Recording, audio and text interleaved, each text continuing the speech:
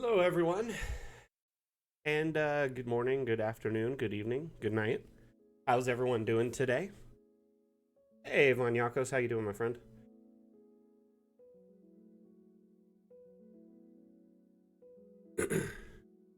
Before we get started, I just want to make sure, now that I went live, that the audio is still coming through really good. You hear me good, you hear the music lightly in the background, and you can see myself in the stream right now.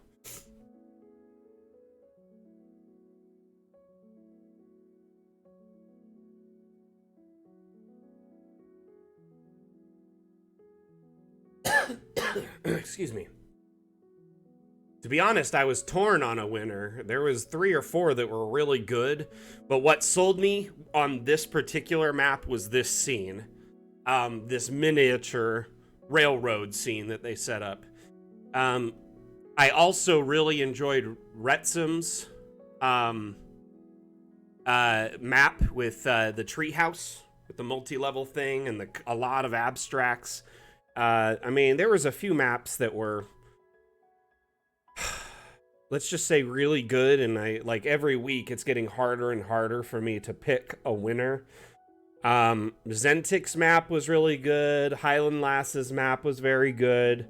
Dag, I really enjoyed your read through, your tie-in to your map, and the pit was incredibly gross. I loved it as well.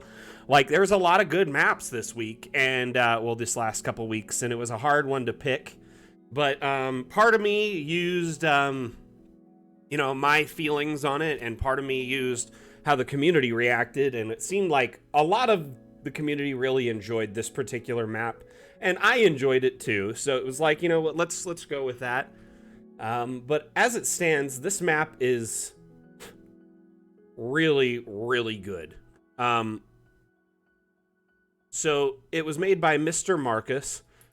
By the way, hey Redsim, how you doing? I really, really love your maps and the way you have approached abstracts. I'm so grateful to your tips and tricks and all the abstracts you've shared. Thank you so much.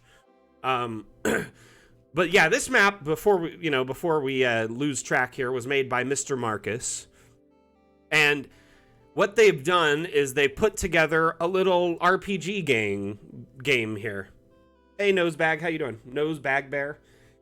Excuse me, throat is killing me today.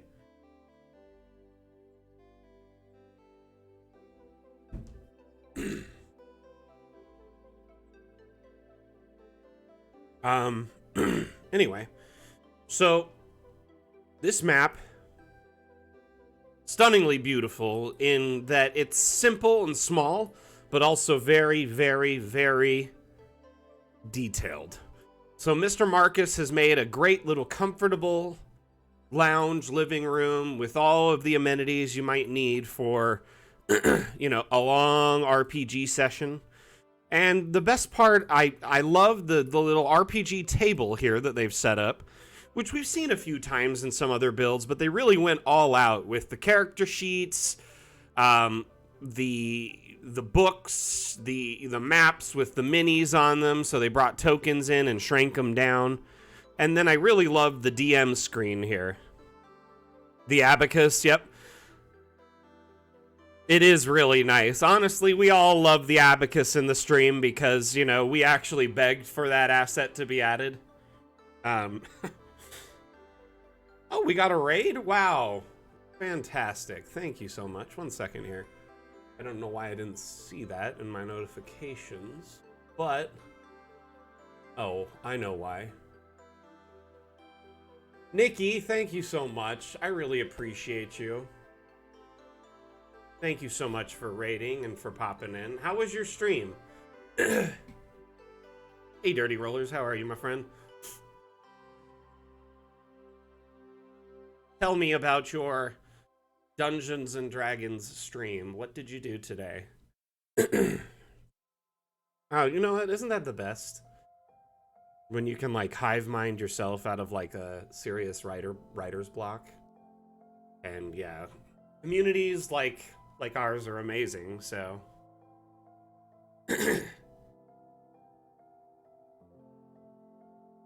Oh, Nosebag Bear. You know, I actually have a mapped layout of Stargate Command, and I started building it a while back. If you want, I can send you the dam. I kind of had the floor plan all mapped out, but then I kind of got busy. But I have a resource directly from Richard Dean Anderson's blog that's like the floor plan. And then I also started building it on my own for fun. Chat gave me permission to trim my campaign. It was hard to accept, but we got... Honestly, it's sometimes like you gotta accept it, and it's hard when it's your baby to like cut things. I get it. My campaign just keeps getting bigger, and I need to like learn when to stop. You know, that's part of the problem.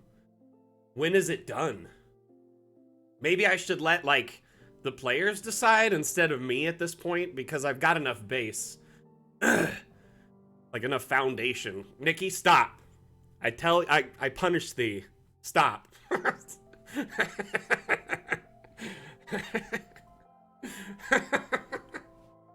Anyway, I appreciate the raid, and NNO crew, thank you so much for being here. Really do appreciate it. You're pushing us closer to that giveaway, which is fantastic. Remember, everyone, this is the official Dungeon Alchemist channel.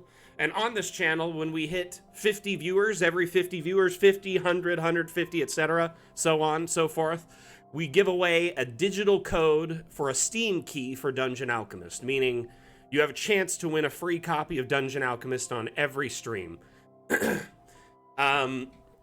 So, with that in mind, the more people we have here, the more chances we have for giveaways. So raids like this, sharing the stream on your socials, Discords, etc., getting the word out in general just helps. When we do the live tweets, if you see those, or live posts on Facebook, Reddit, if you upvote them or, you know, retweet them, like them, etc., that helps tremendously as well.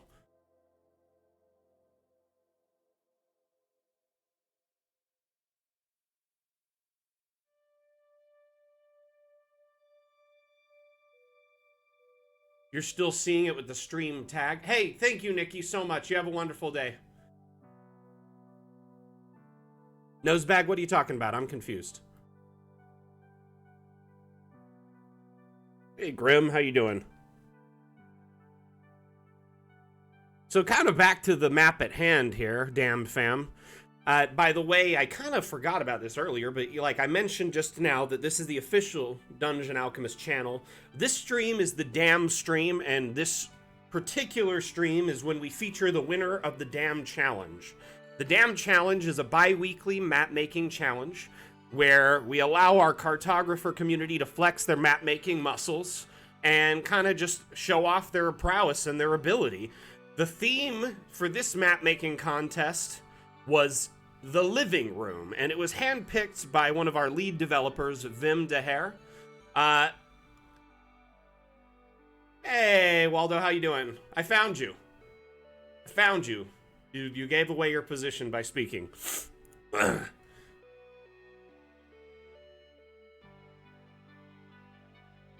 Yep. We finally got our own category a few months ago. It was a lot of work from our community, you know, petitioning Twitch, as well as us constantly hassling them on social networks, and you know, us building up the streams here and them seeing, hey, we have a consistent viewership and lots of followers. It convinced them it was worth it. Hey, Zach, how you doing?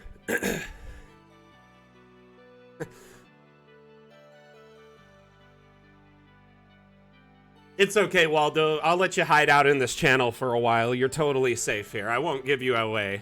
So, you're able to be. You have shelter here, sanctuary, as it were. So, this map is fantastic. Yeah, the map in the map is incredibly meta, you know. But what really, like I talked about this earlier, but what really sells me on this room is this tiny little railroad, this model railroad within the map, and it's so fantastic. I love it. Isn't it, Sack? Like, this would be great. This kind of thing would be great in your toy shop, wouldn't it? So they shrunk down all of our tracks into smaller tracks. Look at them here. They kind of have the base ones here on the side to start using as pieces. And I imagine once they got the sizes right, they duplicated them and just put them on there. There's lots of rocks. Here's ice. That's ice flows for like rivers. All the different rock types lead into different biomes, as you can see. This person probably is a model trainer, to be honest with you. If I had to guess, they'd probably do something like this at home already, because this is fantastically intricate. Trainers are like model trainers are a breed, so a different breed, and they are incredibly intricate with their hobby. I'm not saying it's a bad thing. In fact, I respect it a great deal. Takes a lot of time and effort to build really good detailed train models.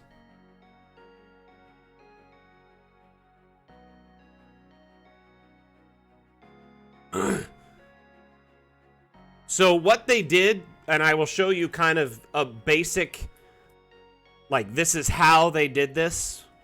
So what they did is they take an object, like my favorite, and other people have different favorite ones, is I like to take under structural round, they have these like kind of platforms, right? And then additionally, they took and placed like a rail on the platform, right? And you take the platform and you just shrink it down. So first things first, actually, let me undo that. I'm going to shrink down this rail on the platform to as small as I can make it, right? So that's as small as it can absolutely be. Then you take this and just shrink it more, and boom, you now have a much more, like a much smaller object. And I know that's kind of a silly workaround, but we limit the object sizing for a reason, because if it gets too big or too small, the average user can't necessarily load the map or do stuff with it, and it causes lots of issues and bugs. I show you this trick so you can kind of work around it and make things a little bit smaller, a little bit bigger. It's very possible, though, to use this trick to essentially infinitely scale things larger or smaller. As you can see here, I've now brought this train track to roughly the size of this. And once you've made this palette, as you can see here on the side, then you basically have all the pieces, and it's easy to make it from there. Other than cheese? See, everyone has a different item. Earlier, Xretsim was saying he uses the customizable cube, and I actually see a lot of logic in this, because it's such a tall object. Sometimes when the objects get oversized, it makes it very, very hard to get at on the side. Yep, exactly. So it makes, this is a really great object to use for that reason. It scales really big, and it's got a big surface area on the top, and you can grab at it from the side much easier, because the thinner the object is, the harder it is to get at.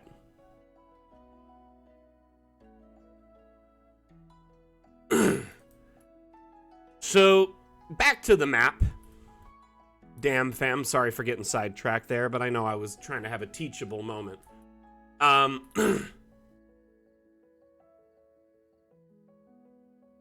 Ooh, that's smart. Sack's leet tips. You know, Sack, sometime I want to have you, like, on the stream just for, like, an interview. In fact, I'd like to start doing that with more cartographers, just, like, once in a while. Like, not even as a damn challenge winner, just, like, invite you on for, like, a 10-minute, like, 15, 20-minute cartographer corner thing where we invite on a cartographer and talk to them about their building techniques. There's quite a few cartographers I'd like to invite on to talk to, you know? I mean, there is a token right here.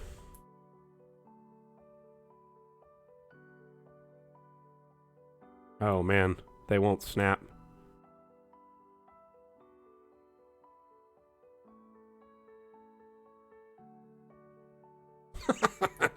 Ah! Whoa, it moves at the same pace you normally do when you're big, so you just jump all over this thing like you have speed. I am the Flash. Holy cow. It is so hard to just...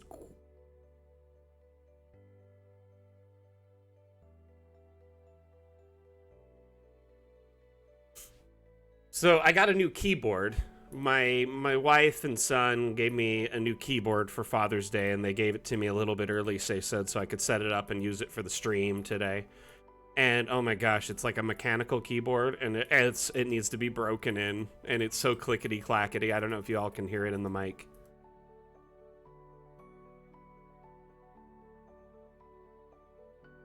Right, the little campfire here.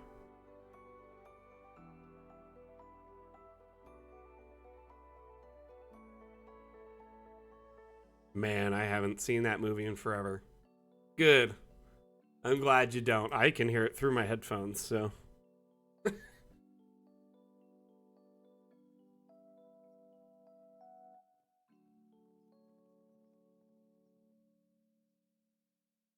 is the rat's eye view of the map.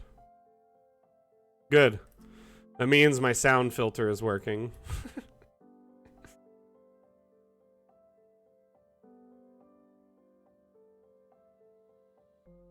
So, I will say this.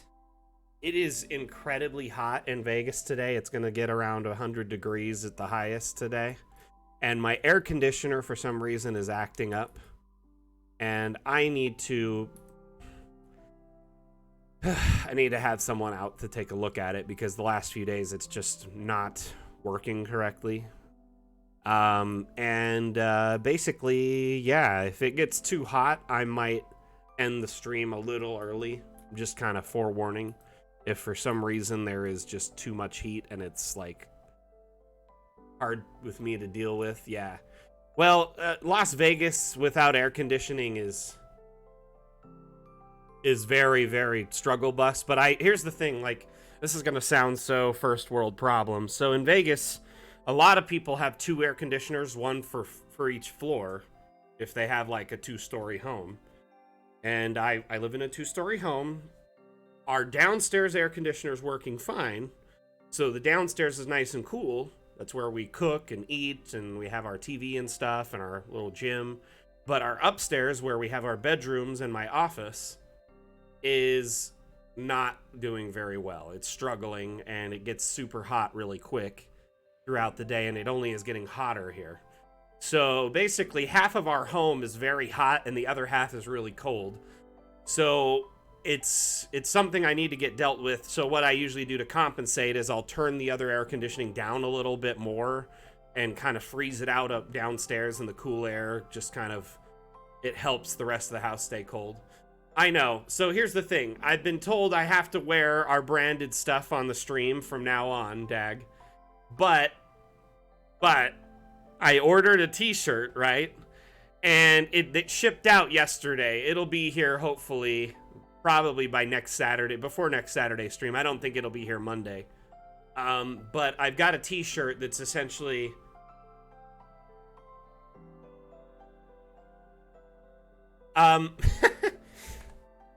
Anyway, it's not that hot in here right now. I planned ahead. I froze the house out. I'm just saying if it gets too hot and the air conditioner isn't keeping up, I may have to end early, is all.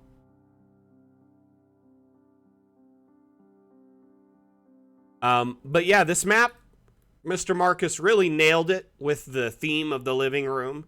But the thing is it was a very wide theme that you could take liberties with. You could make a living room. You could make a regular old living room. You could make, you know, a lot of people took the space to be a room that was alive, which I loved. And I really loved that this, yeah, exactly, was a living room. And Vim picked something that really gave you a lot of liberty in the creation. And I would love to look at a few other winners, if possible, after we've kind of finished looking at this map and talking about it. Is Mr. Markus here by chance? I'd really love to congratulate them and chat with them about this map if they're here. You know, just see what their thoughts were on it when they were making it. Obviously, I know what, you know, they were making a room that is warm and inviting and comfortable, and the space is just fun, and it's a living room. You know, it feels like a great game space. The miniature tables, you know, the miniatures on the table, the tabletop RPG game space mixed with the warm, inviting space, you know, with all the pillows and the ambient lighting and, you know, all that stuff. And then pair it off with this just brilliant miniature railroad. I honestly, like I said, this is what pushed me over the edge. There was a few maps that were tied, but this one really sold me. This part of it really sold me. What do we got here?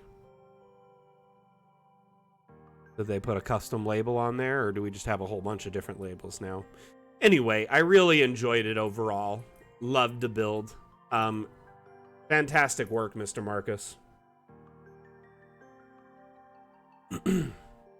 Now, since Xretsim's here, excuse me, and we did talk about his map a little bit, I would like to share his work as well. It's a troll.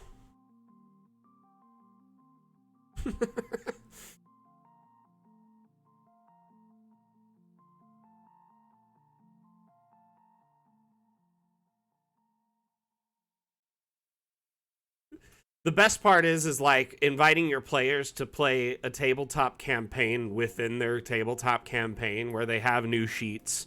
So it's just like, this is what they are. For this session, they gotta play this. Love it.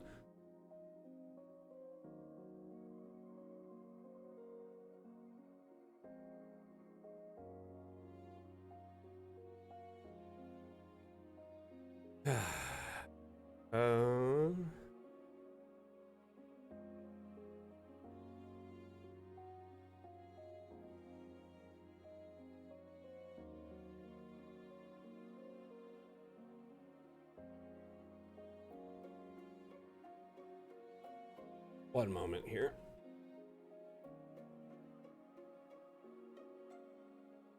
Gosh, I keep forgetting where my mouse is sometimes. When you have 3 monitors and 2 computers, it gets lost really easy.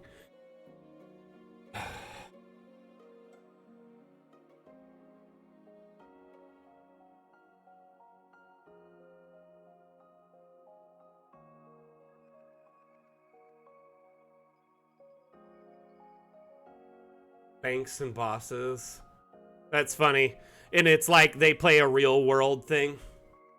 So it's like in Dungeons and Dragons when they play D&D, it's about like real world stuff, like working and going to work and doing your job and paying bills and that's funny. That's hilarious.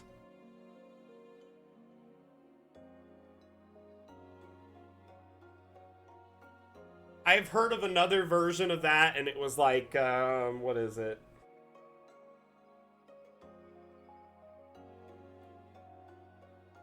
Had something to do with, I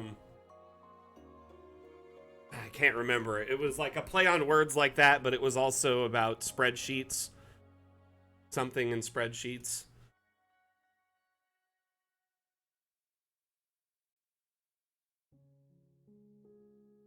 That's funny. That's too cool. Let's drop a token in Xretsim's map so we can take a look. And I'll be honest with you, this map is just stunning. Very brilliant. And a wonderful multi-floor design with a lot of beautiful abstracts. So, Xretsim, did you make a lot of these abstracts? Yeah, I'll do my best to walk around. And we'll just move the token manually if we have to.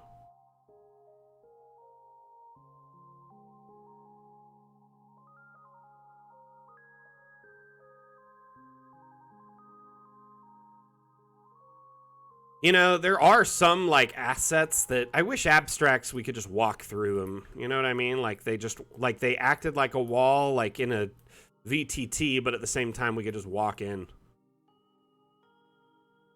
Hey, that's really pretty, my friend. Looks good.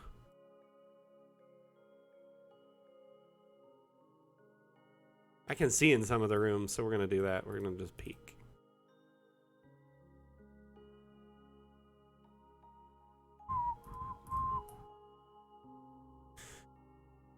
The images you dropped in Discord actually will probably do a lot more justice than me walking around.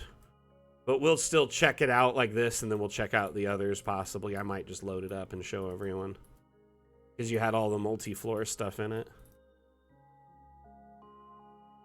Still, lots of cool multi-floor action in this. Oh, I fell. Back to the bottom.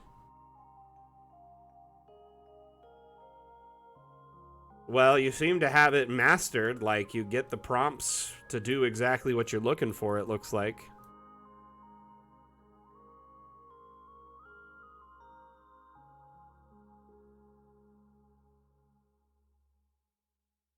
I do think there is a way to, like, slide in some of these. I've messed around with it. There's, like, just, like, a little teeny point you can get around stuff if you're just looking at it just right.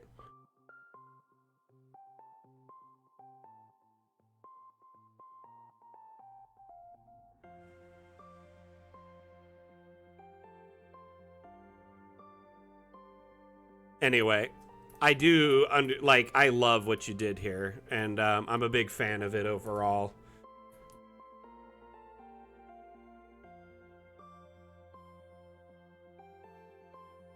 Multiple floors. Here, let's just use a cinematic camera, because we can get in and out wherever we want. Lots of little, you know, bedrooms, and...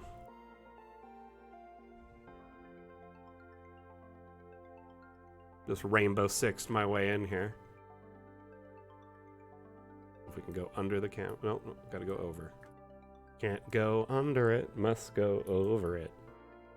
See, like, this is a heavy contender, you know? This is a really good map. I was very torn as to which map to pick because of, you know, stuff like this.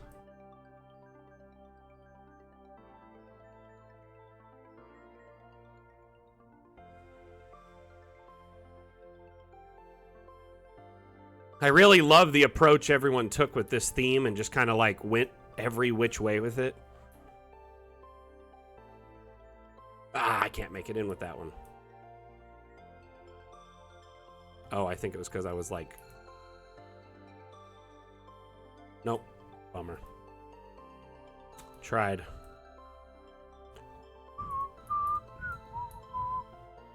Just tight. Might delete some of the doors and just look inside. I do love how many rooms you got into this thing. Like, it's crazy. Y'all need to look at the one sheet for this, though. Here, let me pull it up really quick on the stream so everyone can see it. It is very impressive.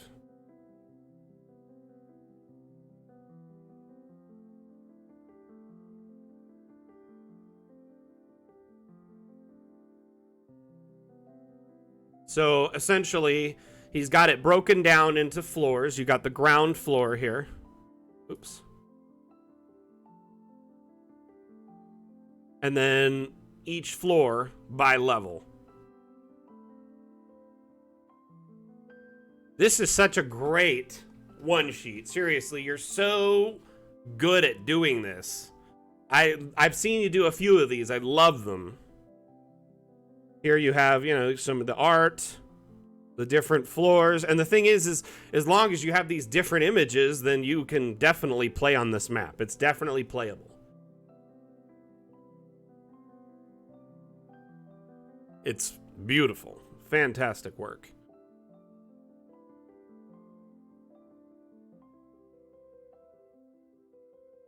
Yeah, you nailed it. I mean, combat will work here. The only thing I would say isn't combat friendly about this map is a lot of hallways are 5x5s, which really like will bottleneck things. You know what I mean?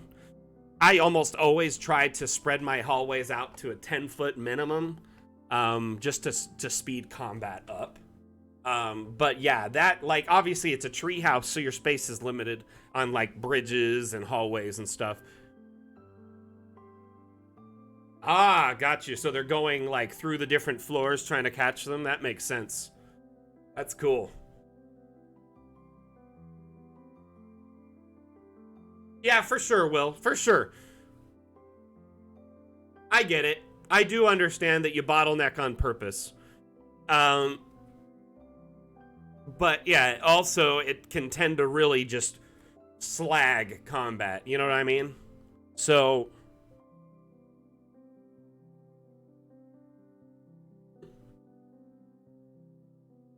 the arsonist had oddly shaped feet.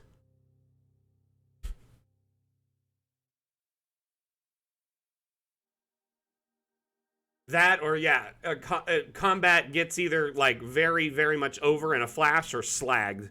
One or the other. It's either really slow or it just completely destroys everything in one hit. Because something like Tasha's Caustic Brew or Lightning Bolt or yeah, something that just hits a whole bunch of people.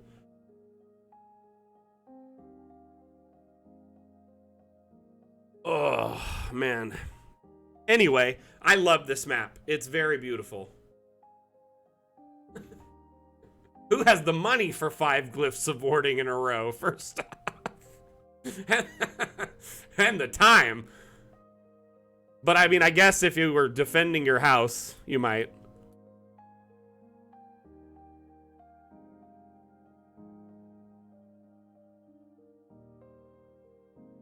That's where I got stuck.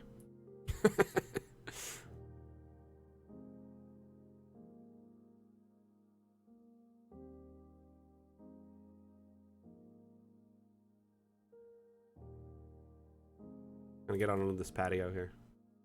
I deserve it. I made it. That's all that matters.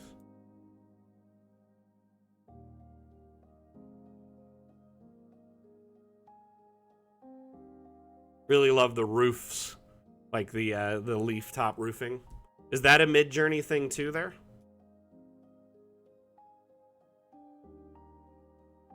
I would really like to hear your process there.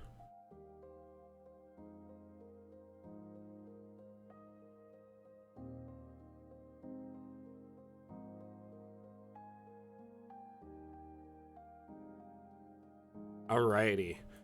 This map, very beautiful, very well done. Such a lovely, intricate build with lots of life and love in it.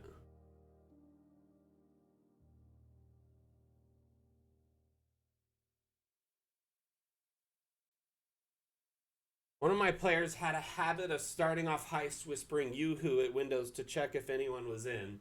So a paranoid banker who heard about it paid a lot for a glyph at his lowest window. Oh my gosh. Uh-huh. Uh-huh.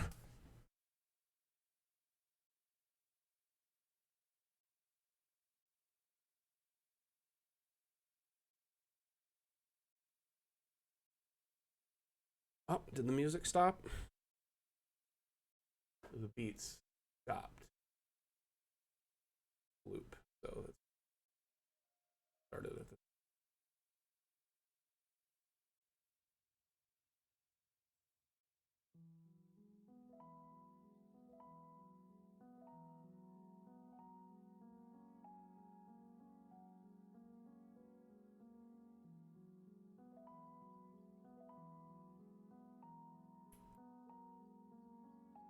Interesting. That's cool.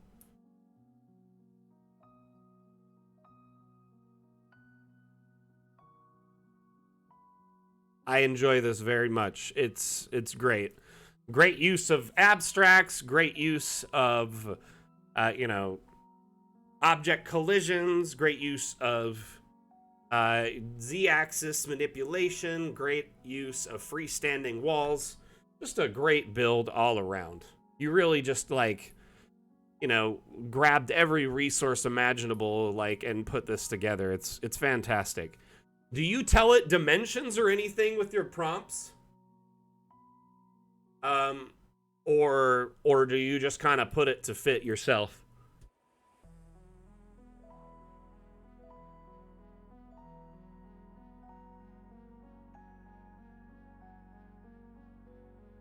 I love it. Love it, love it, love it. Let's, Oh,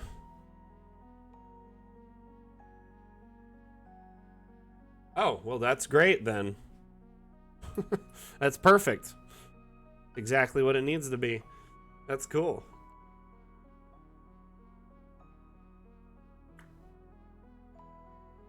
Oh, one map I really wanted to share was the one I shared in the Cartomancer Chronicles this week. The Abandoned Castle by Basic Instinct. And then we'll jump back into sharing Damn Challenge maps here in a minute. But I wanted to kind of jump around for a moment.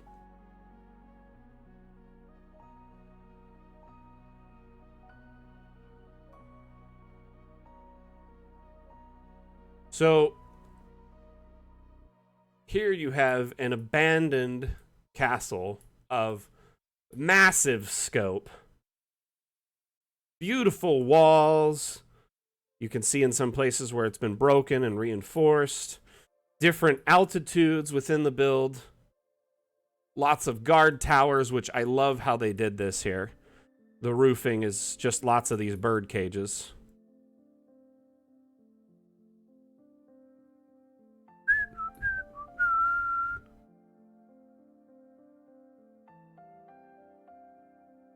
Stabling, like a big, huge stabling area, you know, with the farrier station and like lots of different areas to separate all the different animals and livestock. I love this entrance point here. I mean, they really knocked it out of the park here. But look at where the broken walls are, and they reinforced it with, you know, the log piers. Palisade style. But I shared this map as the, like, in the Cartomancer Chronicle last week, and I just wanted to make sure a lot of people saw it, you know, because it is a very well done map. And it could be missed very easily if, you know, you just kind of didn't skim through the workshop the last few days. By the way, we're about to hit 4,500 maps on the workshop, which is rad fantabulistic, honestly. It's utterly fantastic.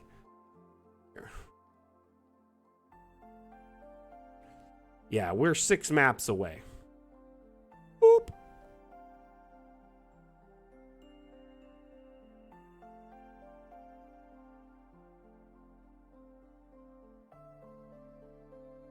Yeah, they did a lot of, like, really good jobs with the roofing here.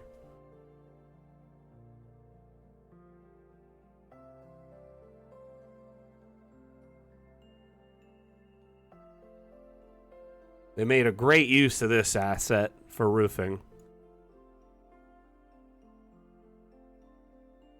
Seems like it.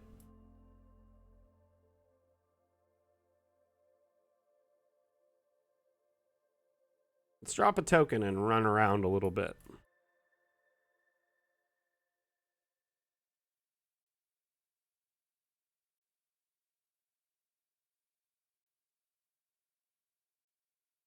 Oh, no. Fell through the drawbridge.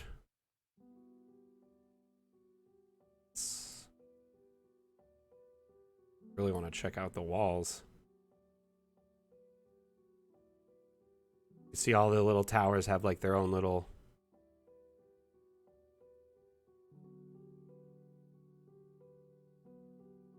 See, that's the thing, like, those builds, though, it's like, those are the best ones.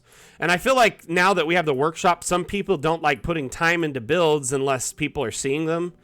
But I like just putting time into builds for myself to really, like, unwind and, like, relax sometimes. And, you know, if people like it, people like it. If people don't, people don't. It's not the end of the world. There's always going to be another map. That's the thing, yeah. I originally got into Dungeon Alchemist to, like, just make maps to unwind and chill out and de-stress over the fact that a campaign I was a part of kind of just, like, got delayed almost indefinitely at the time.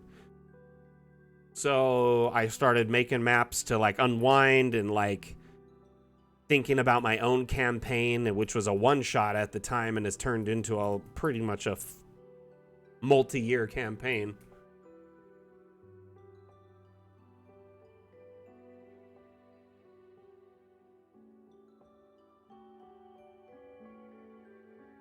So I'm playing in a couple of campaigns right now, well, sessions right now, which I'm very grateful to the people who have invited me to their tables. And in one, or well, in two of them actually, they're sharing the screen in their, like, they basically stream in first person mode when we're in each room, so we can ask them to look around and we can see everything in first person through like Discord or Skype or however they're sharing it. And it's very, very immersive. It's great because my son, he's like learning how to role play better. He's more the video game kind of RPG person. I love this overgrown archery range. This is great. Really sells the abandonedness of it. But basically, it's a great way to pop into a map and see it at that level, and it gives him more opportunity to role play. He sees things better than at the top in first person than top down, and he can go, oh, I would really like to open that chest over there or that container or rifle through this rubble to see if there's anything. You know what I mean? It does help people who are learning to role play or maybe who are visual learners. It helps tremendously. So yeah, scenic shots, like handouts, are great. But I do really love that someone can dive in first person in a token and we can just ask. It's really cool.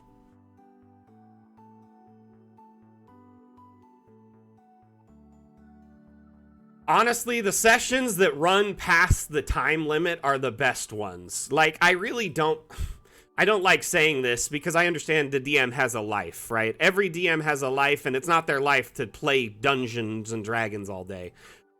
But my fondest memories of Dungeons and Dragons growing up were the sessions that were like hours. They lasted all day, and it's like by the end of it, some kind of serious conclusion or story progress has happened.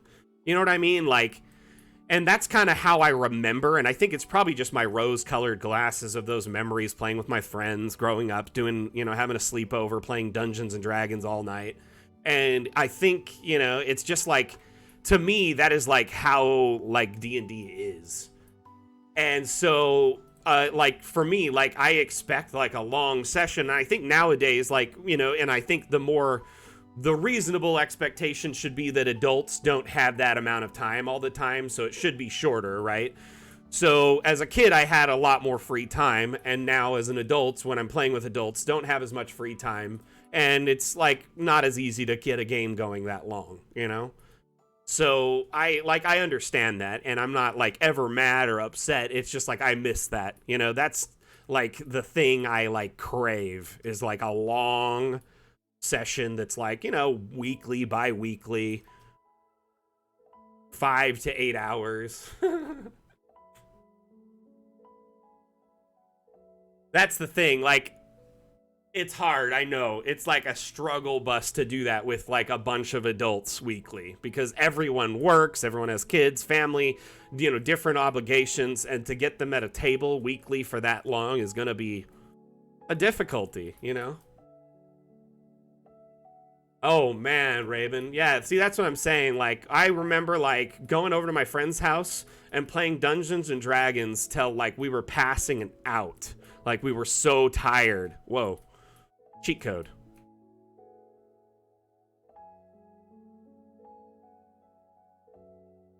So I think I just mostly miss that. You know what I mean? Like, that's kind of like, I long for those days when I could play for hours. I also, I guess, like, I long for that kid that could sit there for hours and do that stuff, too. My sciatica starts flaring up after a couple hours. I can't sit forever anymore. So I would do it, but it was in secret, right? Like, I could never, like, tell my parents I was playing D&D because they were really religious. And, also didn't want to get my friends in trouble.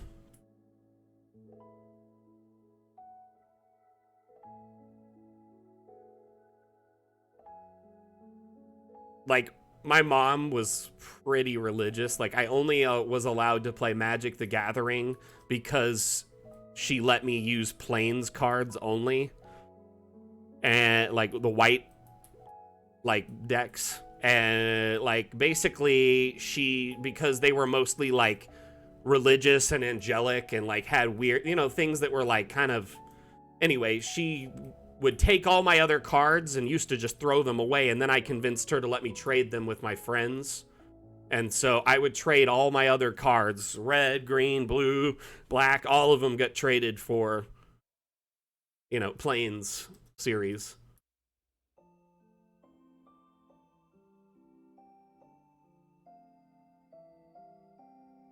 Man, I miss playing Magic, but Mac can't play Magic anymore. It's no good.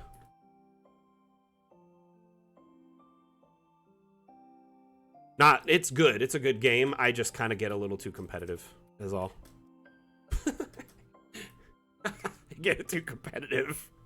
I love Magic the Gathering, but I like have a big box of cards downstairs. I look at them every once in a while. I miss it.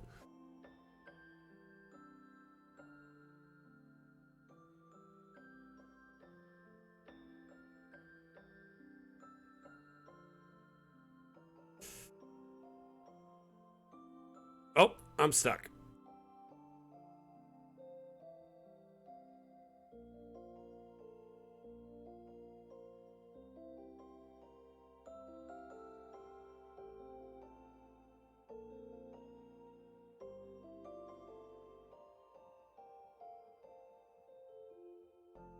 Jeez, Sack, the original murder hobo.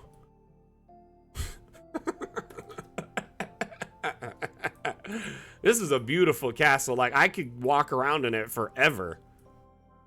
And the thing is you could use this for any number of things. You could fill it with, like, goblins or kobolds or, bandits or somebody who's moved in. You could leave it empty as a mysterious thing or have, like, ghosts or any number of things here, right? You could have, like, a bunch of people. Like, you could run into someone who said they want you to go investigate it. And you go in and clear it out. And when you clear it out, it turns into all this rundown stuff, and they were a ghost all along, wanting you to clear out all the, like, the hauntedness of it and the demons in it so they could finally be at peace. It could be any number of things. You could have so many, like, different aspects to this castle, story-wise.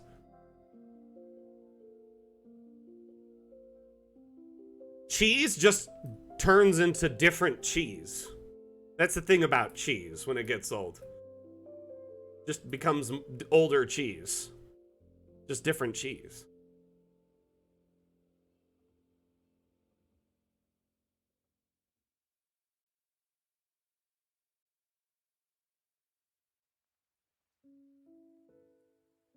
I don't know. Pokemon nowadays is definitely like a multi-generational iconic thing. I mean, it's been around like 30 years now. Like, I mean, I played it on the Game Boy when I was a little kid, and now there's like movies and apps that people play worldwide and link up together, and there's all sorts of stuff. Like, it's not just a video game or a card game, so it is definitely a cultural phenomenon. It definitely stands out far and above most of the other card type games. I mean, there's like 20 seasons of TV shows, multiple movies, not just animated, but like live action, and like there's all sorts of stuff, So I would say, as far as Pokemon is concerned, like I would, people put it up there with like Harry Potter type stuff. People go crazy for it. They dress up, and even adults do. And I don't see any problem with adults enjoying Pokemon, or, you know what I mean? Or things like that, Disneyland, etc. Wow, that's fantastic, dude. That thing's probably worth something. Even though there were a lot of them at the time, I'm sure a lot of them haven't stood the test of time, Especially if it's in good shape. This map is just stunning. I really love it. Fantastic work on this.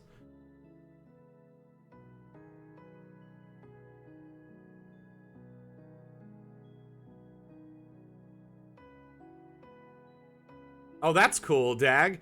I mean, my kid went through a Pokemon phase. I liked Pokemon to a degree as a kid, but I was starting to get older when it came out, so I got more into Magic the Gathering. And then I will say in my teens, I became a very toxic Magic the Gathering player in like my late teens, early adults, so I just stopped playing because it brought out the worst in me. And then when my kid got into it, I gave him all my cards basically and taught him how to play and encouraged him to play if he wanted to, but that was like, I couldn't play. That's the problem. I'm just awful. I don't know. Does anyone have that thing that just brings out a bad person in them or something? I don't know. It's hard to explain. I just get way too competitive with that game. So I recognized the person it made me, and I've just stopped playing it.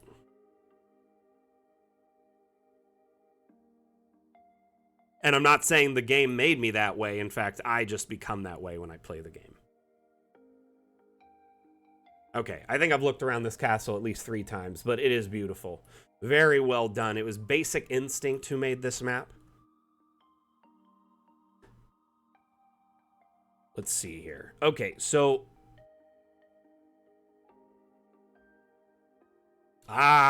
yep, I can imagine. So I want to look at another map from the damn challenge entry here. This one is simple but sweet. Oops.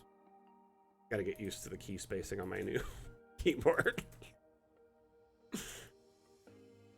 By the way, these streams are AMA format, and what that means is if you have any questions about Dungeon Alchemist, or if you see a map and you're like, whoa, how is that done?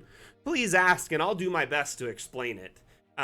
You know, not only am I the community manager, but I have like 1,400 hours of map making and looking through other people's maps, so I have a good amount of information and knowledge that I can you know, relay to you if you have any questions related to Dungeon Alchemist. We also have a couple of moderators in chat and some very, very talented cartographers present with us in chat that I know are more than willing to help out if you have any questions, because a lot of them just love helping our community out.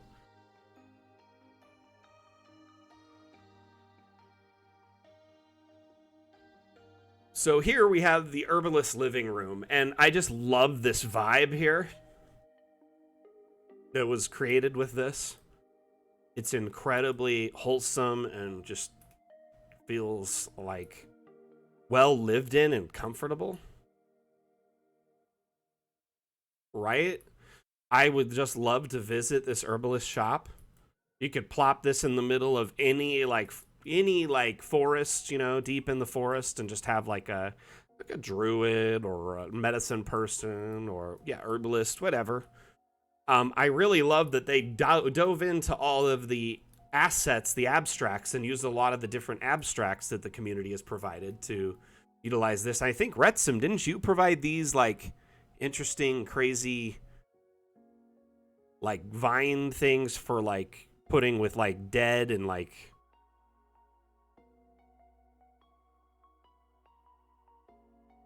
I will, yes. But did you make this thing, like these weird, like vines to go with like mushrooms and dead, right? I feel like you did.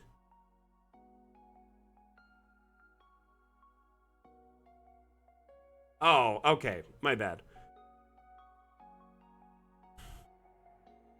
It's a small map, not very big at all.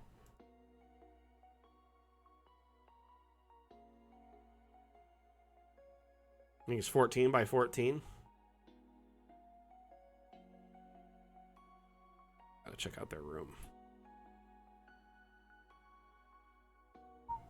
Let's put a kobold in. Nice little bedroom in here. Nothing fancy, you know?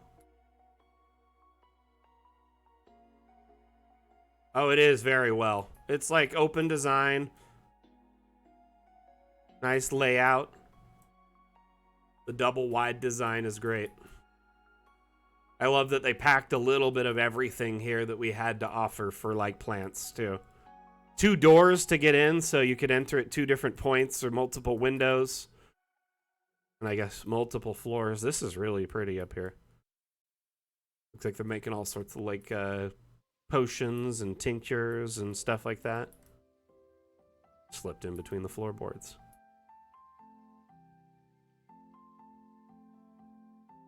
Yeah, this right here is pretty. Follow the plants across the trellis. This one was, yes, this one was, for sure. That was made by, drawing a blanket. But I know exactly what you're talking about. This one, though, I think was made by someone else. But maybe it was made for the same map.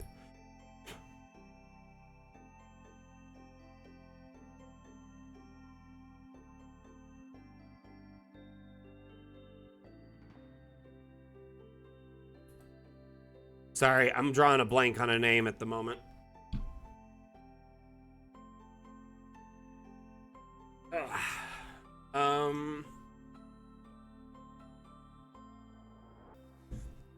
Like their name starts with an L. I think it is a fungal one. That's the thing. Like, okay, let's see here. It was. I'm gonna look for it.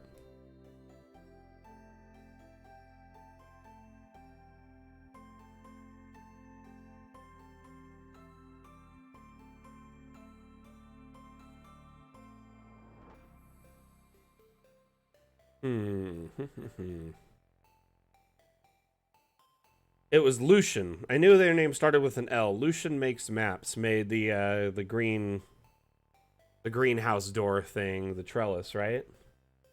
Or no? Maybe I'm wrong. I could have sworn it was Lucian that made that. Yeah, it is Lucian that made the garden trellis.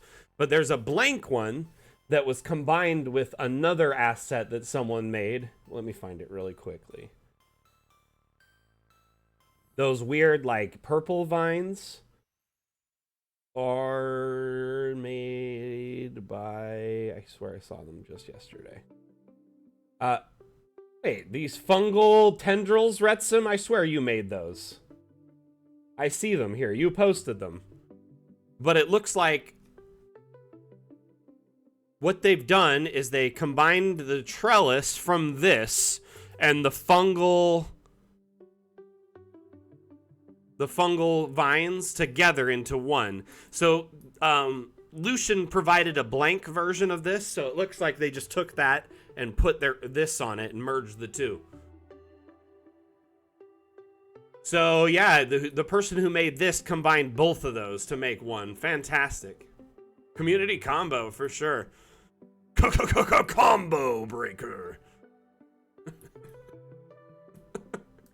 Anyway, I knew that this was yours, Xretsim. I'd seen it before.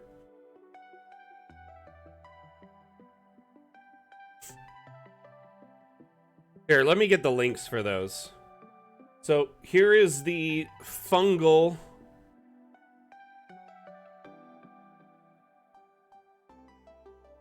That's the fungal tendrils, is what Xretsim has called it. And then I scroll down a ways here to find the other one. I can't wait until we can put these on the workshop because they'll be so much easier to look through and find stuff. Because right now it is just such a pain in this setup. Here is the link for the other one with Lucian's vine trellises. And there's a blank kind of wooden trellis, and it looks like they combined the two to make the best of both worlds here. So fantastic work. And just so I know who made this one. It was Zentic made this shop here. Absolutely beautiful. Beautiful map.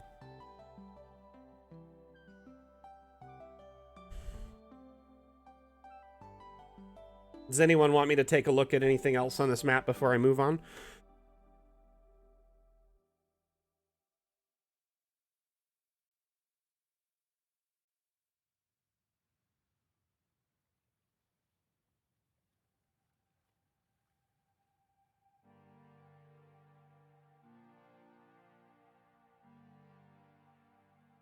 By the way, mods, how is the stream looking at the moment?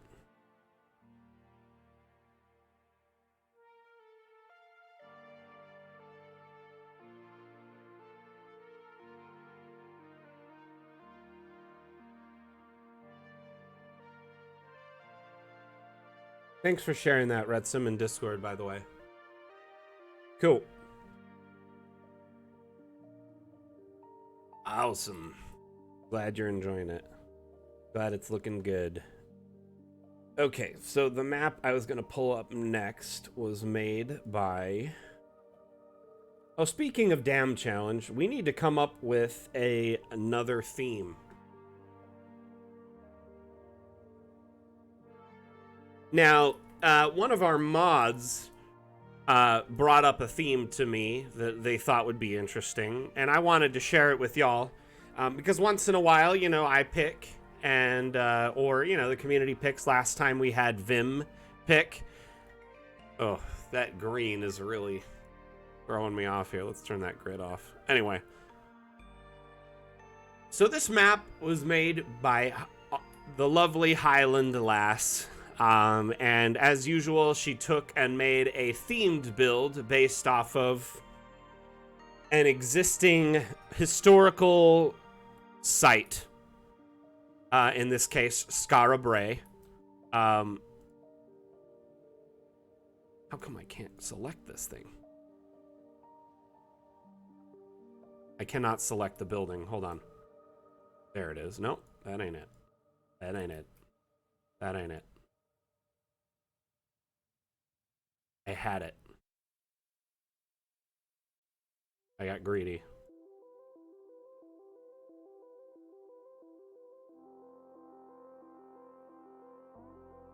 How? Uh-oh. If I can't get into this, this is going to be problematic. I know. There, you're right. You did it. I just touched it a minute ago. There's just so many stones in the edge of this, it's like impossible. So she put that that kind of tree hut and melded it into the ground here, and then put all this stone pavers in to make it seem like a little stone living room.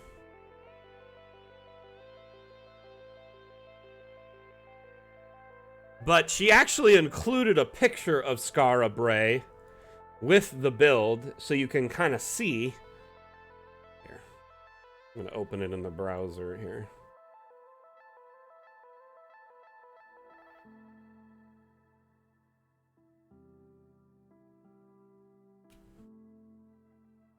Carpal tunnel's acting up a bit.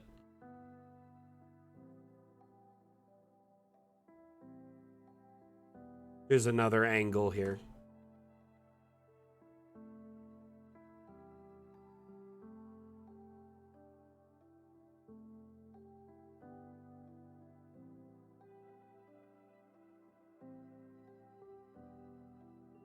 Yeah, it kind of does. Don't make them like they used to, huh? I might have moved that, so forgive me. That was probably me. Because, yeah, I was clicking a bunch of stuff. Anyway, very, very beautiful build here.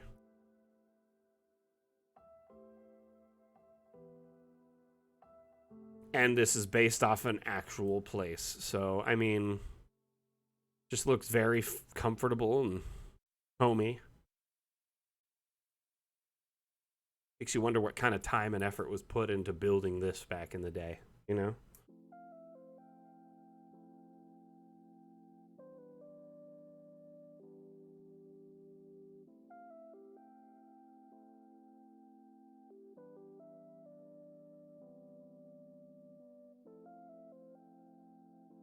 Let's see here.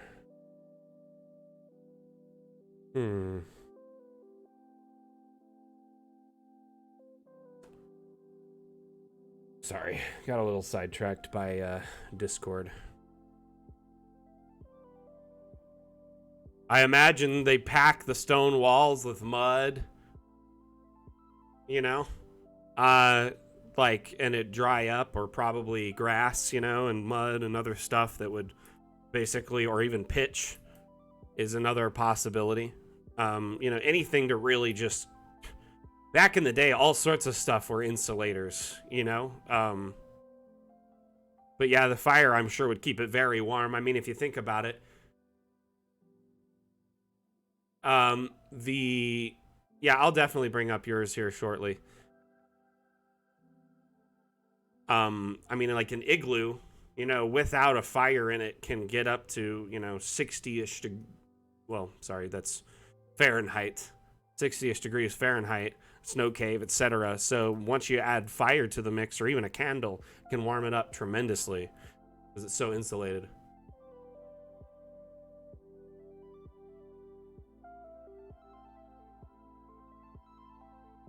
Very cool. It's crazy that they had the ability to flatten stone so fine 5,000 years ago. You know what I mean?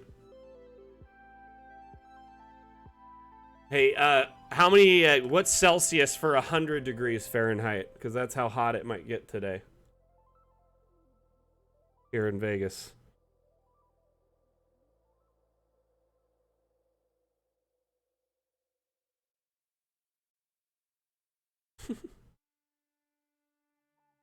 It's gonna get zoppity here today.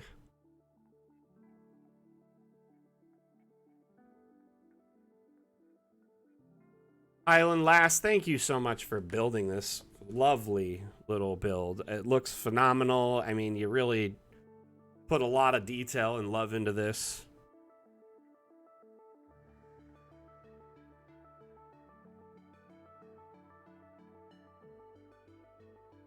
Like down to like the little knickknacks and things. There's like rocks and crystals and little cages. I like the little nests here. Fish. Look at the fish in this pool here.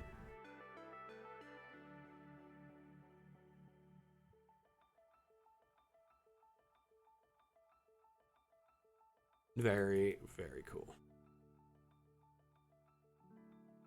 Oh my goodness. Oh my goodness. How are you? How are you? Oh. Someone wants to say hi. Oh, you're so wet. Are you cold?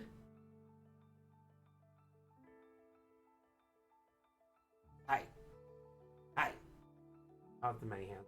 Wait, you just have a bath? Smells so good. You go boy. Oh, you go boy. Say hi to everyone. Let's say hi. Hi. Hi. Oh.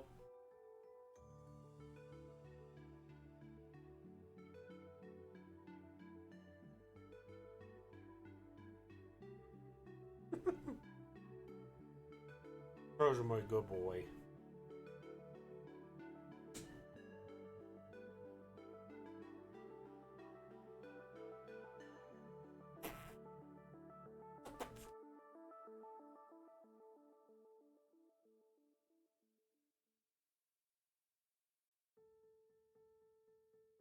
He's a good. You are. You're good. Up. No, no, no tizzy. No tizzy. No, no like.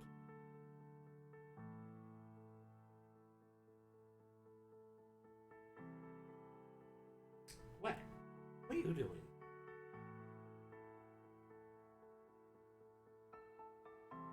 Sorry for the distraction, but puppy time is always a welcome distraction on the stream. He's a good boy.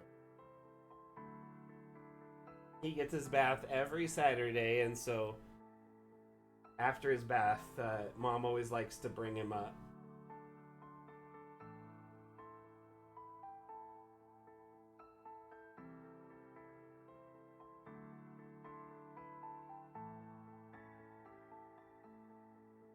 You lost the stream. Fresh?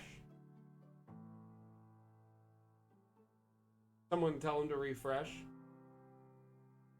Or are you back now? And then you were just telling me just like. Who's a good boy? Who's a good boy? Who's a good boy? Ooh, you're awesome. Okay. You wanna go find Mom? Or maybe the kitty? You gonna go get the kitty? You gonna go get him? You gonna go get him? Eddie.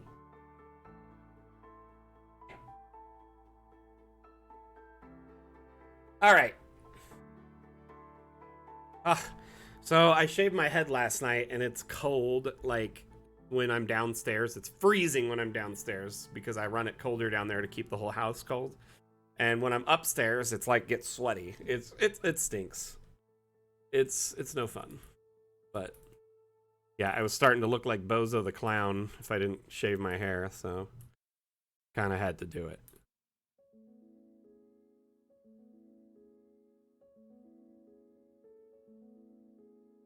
Alrighty, very beautiful map. Skara Brae by the lovely Highland Lass. As always, she brings her absolute best to the table. Just stunning work here. Okay, I am going to open up Dagg's map next, because yes, it is quite morbid.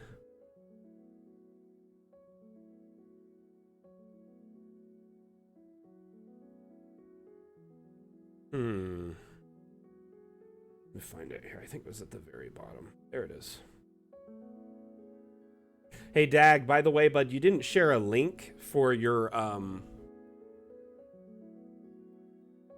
You didn't share a link for your map on the Steam Workshop. Yeah, you need to do that for sure, in the future.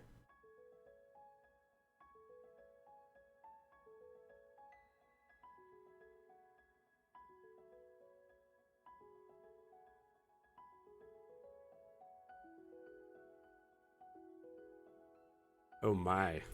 You went with the very morbid skin and the living eye. I like how you buried it here. Creepy. It is definitely a living room. Let's see here. So is this like the entry point here?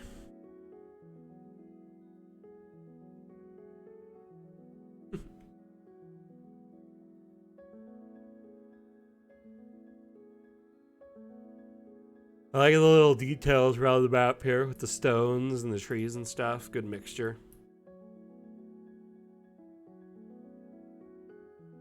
Yeah, it really does, huh?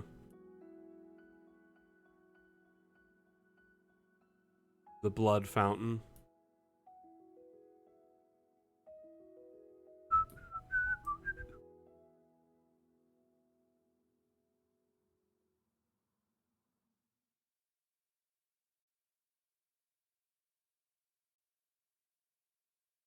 Really, the star of the show is this room back here, this space. It's creepy as all, and yeah.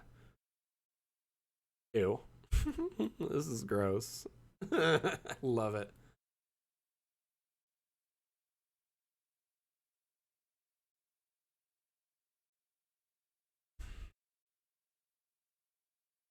The prompt you had with this was really interesting for sure. Uh-oh, did the music stop? Let me fix that really quick.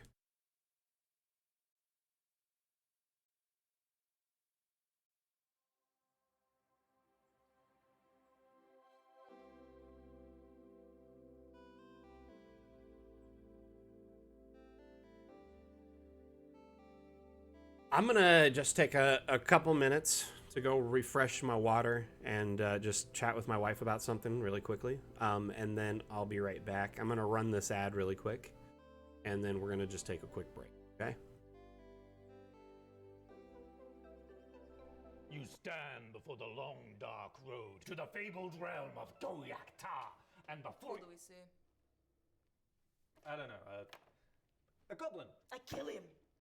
But before she does, I, Gilliam of Firth, demand to know the goblin's name. Hi, my name is Woblin.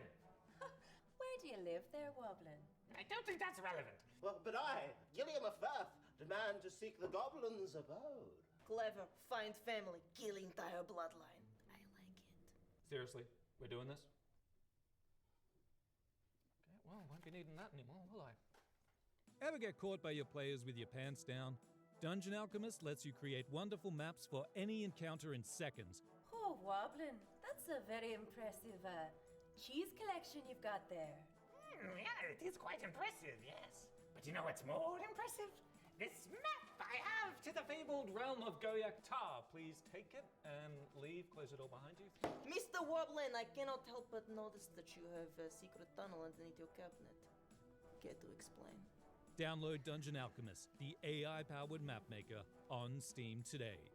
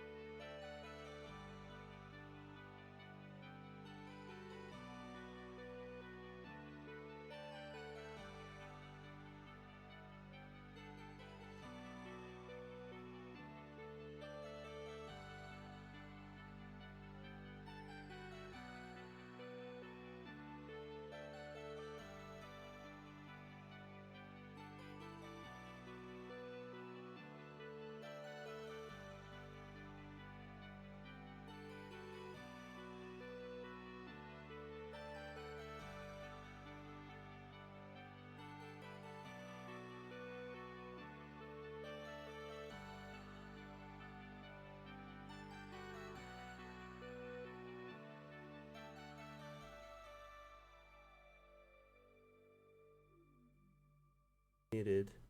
All right, so Dag, yes, very much so, because that's part of the pinned rules at the top of the channel. And I would expect my mods to follow the rules just as much as everyone else, right?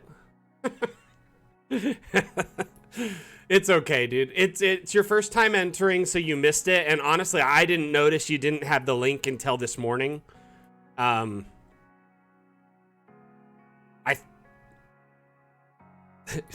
Oh, is that how it is? Uh-oh. You know what I think of that?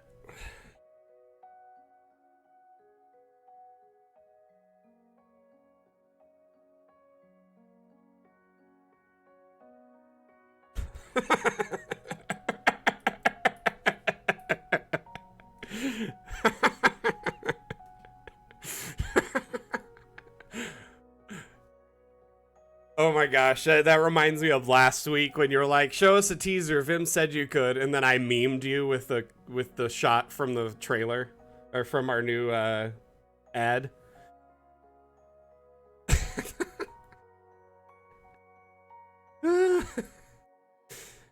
Oh, y'all were talking about the black dragon egg earlier, right? I suppose it could be a green dragon egg too, Dag. Honestly, sorry if I was like, if it seemed like I was coming across as harsh. I just assumed like the layer it was in kind of implied that it was a black dragon egg. Oh my gosh, you know, someone needs to make like an actual, like, a wiener mobile with one of the sausages. Ooh, I love this. I really love this, Dag.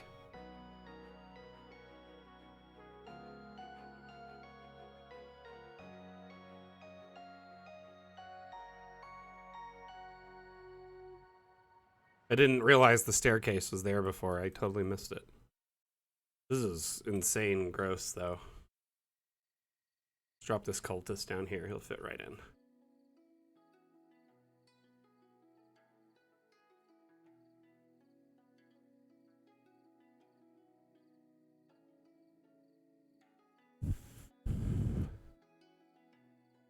Nice steamy pile of something down here.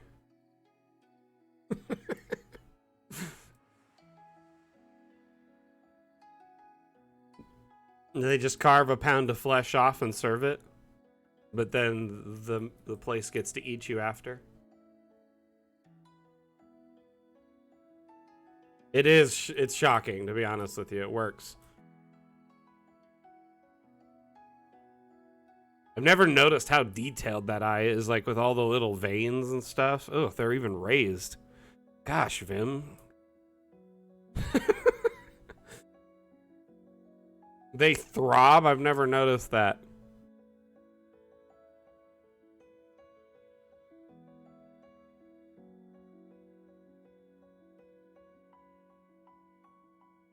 Ugh. You know, it'd be cool as if there was like a way you could trigger it to follow you.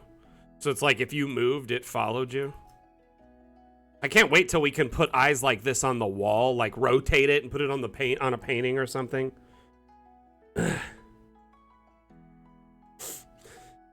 Starseeker, did you see the post that was shared yesterday? That was the gelatinous cube, or the acid cube, I guess, is our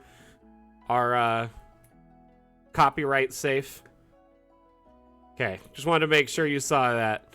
Honestly, there will be more teasers going forward because it seems like the building block occlusion system that Vim was talking about a week or so, a couple weeks ago, basically is done now, and so he's able to go through and start applying it to the new like to all the existing objects and new objects. And the building block occlusion system is a big, huge part of the 3D asset import, from my understanding. So soon we will be having at least the information revealed around the 3D asset import, and like what model types, what file types, how big, how small, how many vertices, etc. We're going to find out about that very soon, so that's good information too.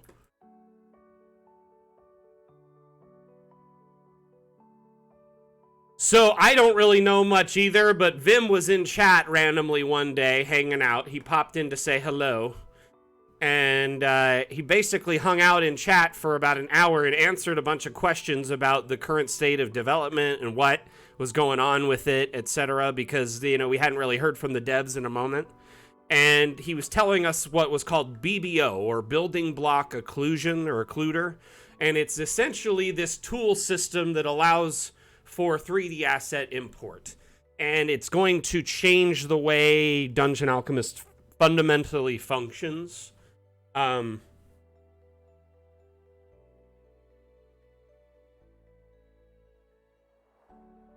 mean, Starseeker, I like to ask, you know, just to make sure, just in case.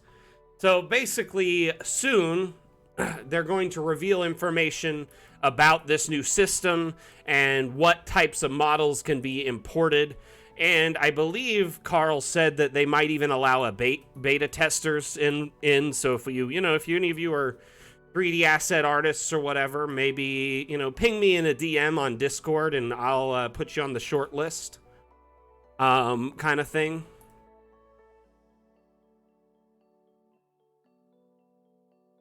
But yeah, it was really nice to have him pop in. He answered a few random questions, you know, just addressed some concerns to the community, and he picked the living room theme for our damn challenge. So we need to pick a new theme, and I kind of got sidetracked earlier. One of our mods suggested that we do Dungeon Alchemist HQ. Dungeon Alchemist HQ, and what that would be is because Dungeon Alchemist doesn't actually have a physical location, Briganti doesn't. Like, we don't have a headquarters, because we all work remotely. And so I think it's a fun concept to use Dungeon Alchemist assets and to make a Dungeon Alchemist headquarters. I don't know. What do you guys and gals think of for that being the damn challenge theme?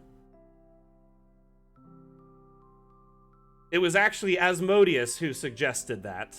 And I mean, many of you know Asmodeus as the one of our mods in Discord.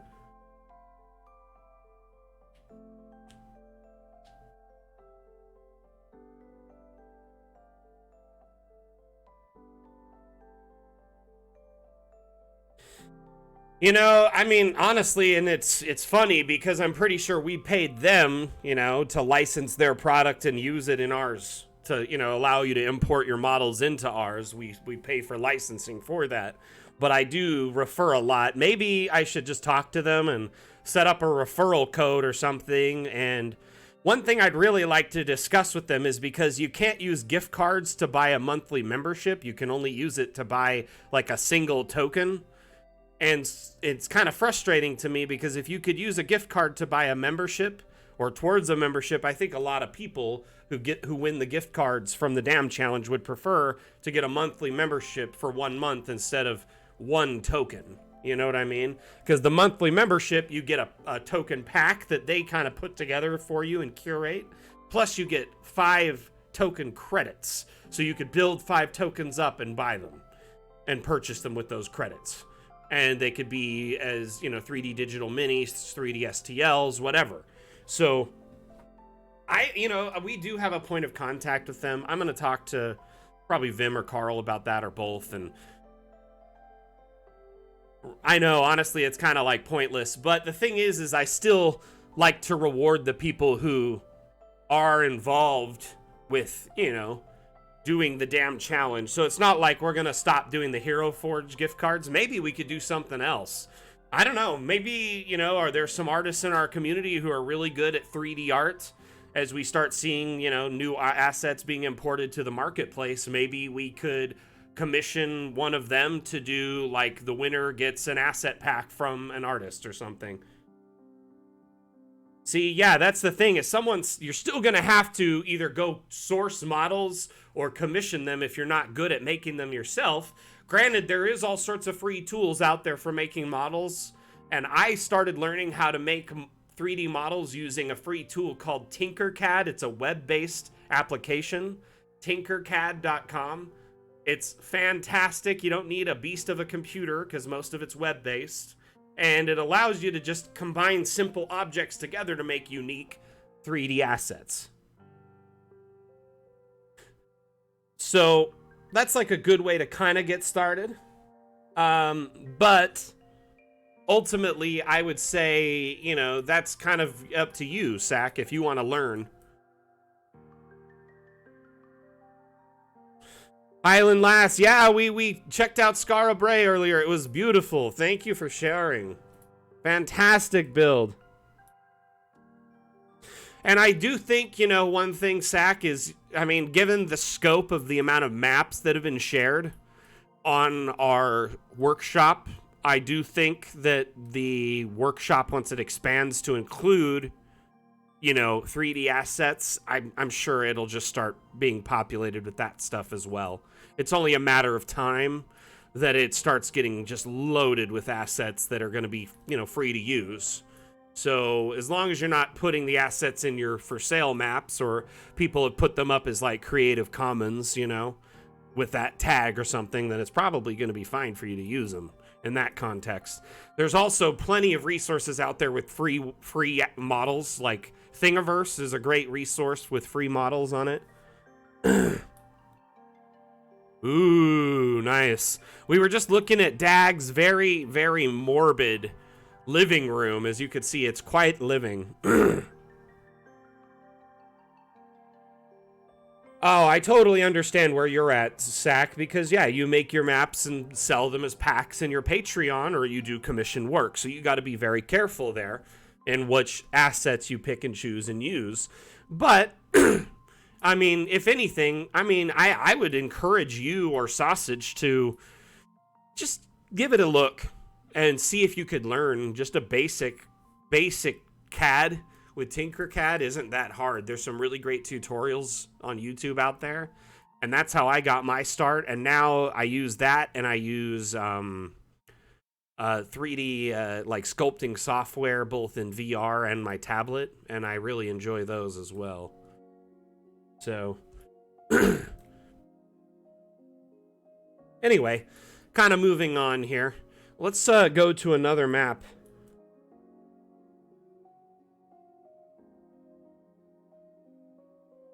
Yeah, let's make it brighter here before I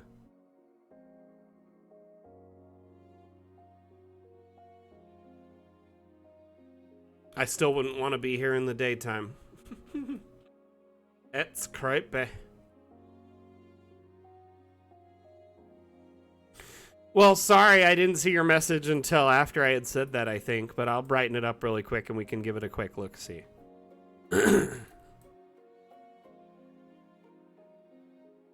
Even with all the latest technology and low latency, there's always a little bit of a delay between what I say and when you type, and it gets to me, so. Oh yeah, it is very wet down here for sure.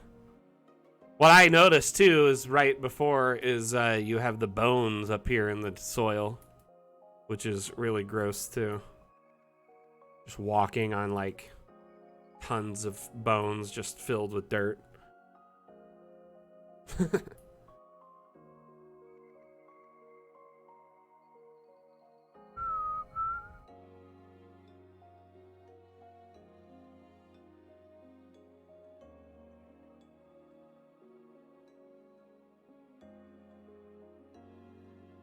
Alrighty.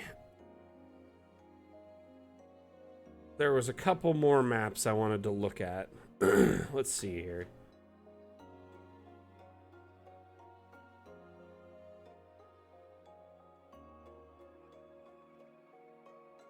Oh my gosh, this one was incredibly silly. I love it so much.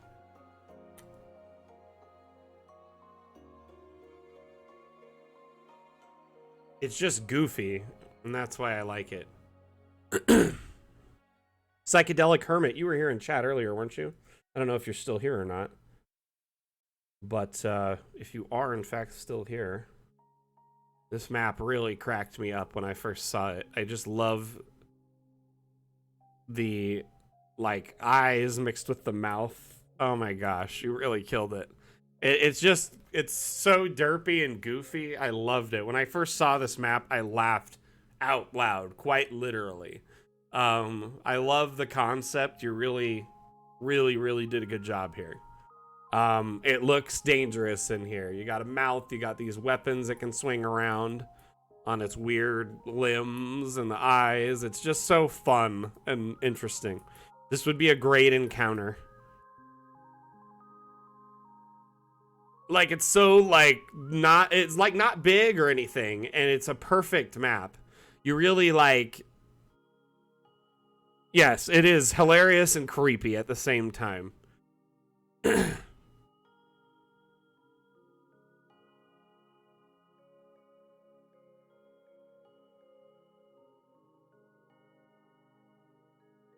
It's totally a mimic.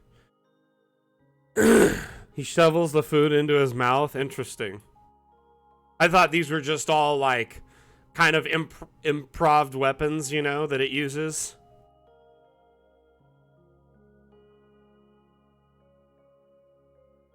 That's funny. The placement of the eyes mixed with the mouth is funny and creepy at the same time. I love it.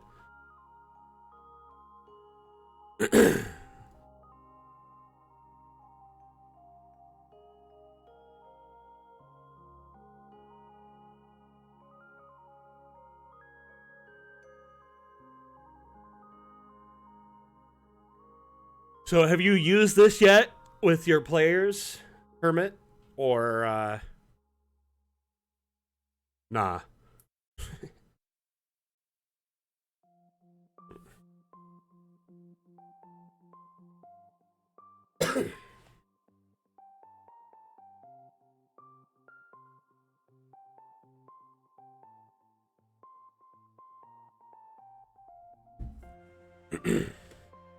I absolutely love it. It's not a big map, you know, it's relatively simple concept. It's fantastic. You know, it really sells the concept of living room, too. Playing sci-fi at the moment, gotcha. So you're just waiting for the day that Dungeon Alchemist releases a sci-fi pack or something like that. 3D assets will help, I'm sure. Like the asset import. I'm sure there'll be people just introducing entire packs, you know? Which would be pretty cool.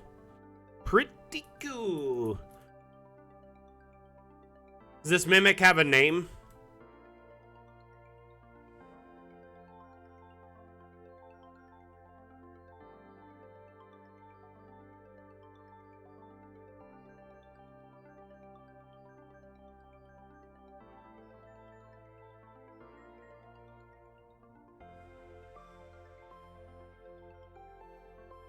Love it. Here, let's drop a token in and see what it looks like at ground level.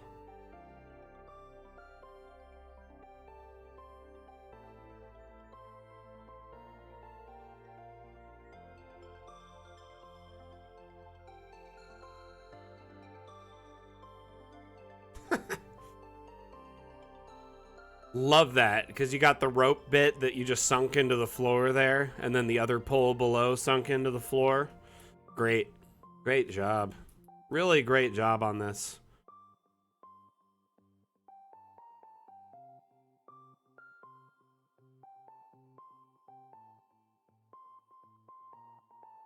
Man, you really put some extra effort into making those teeth, too. I was wondering how you did that.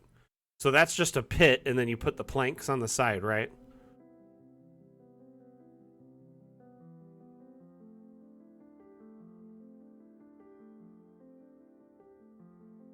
Fantastic. Really love the breakdown of that. It's such a simple solution. Elegant and simple. That mouth, it just gets... It reminds me of something like something from like Sesame Street or something, like a Muppet or something, but it's also terrifying at the same time.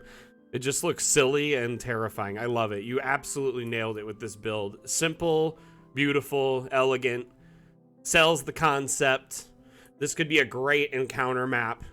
You know, like a really nice mid-range elite encounter.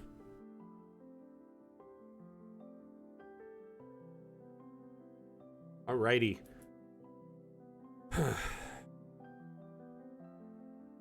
So my office is starting to get toasty. And it's partially because I'm wearing this, you know, incredibly comfortable, lovely branded Dungeon Alchemist hoodie. And partially because my air conditioner upstairs is starting to kind of go out and needs to be serviced. So we're going to do one more map and then we're going to wrap up, okay?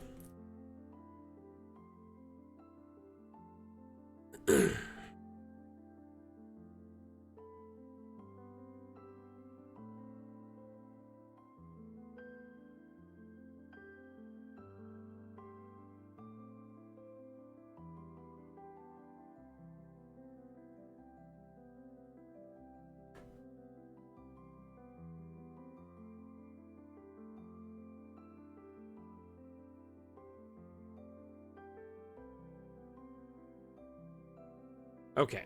Sorry, I was just reading Discord while I was waiting for that to load, and it loaded incredibly quick. So, you have this Eldritch Infestation, which I love how they did the blood channels here. By very carefully drawing out the channels, the canals there, and, like, filling them with blood.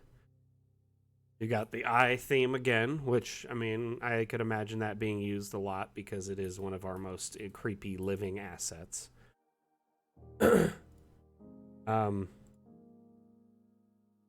Yeah, this is a very beautiful map. They did a great job.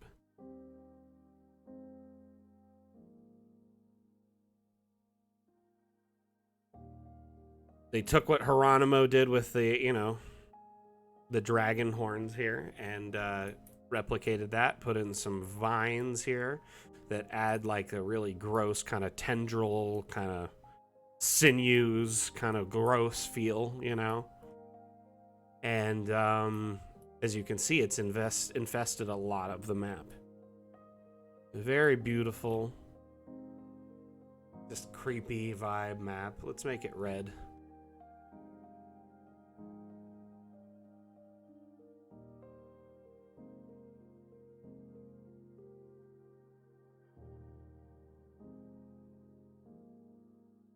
Oh, man. Very, very, very creepy.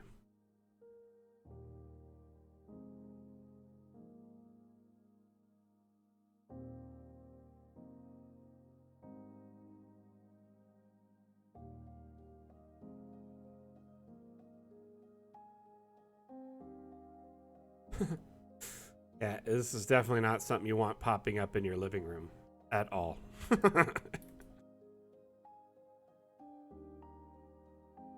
Something like this popped up in your living room, I would assume that it owns the house and you are now evicted.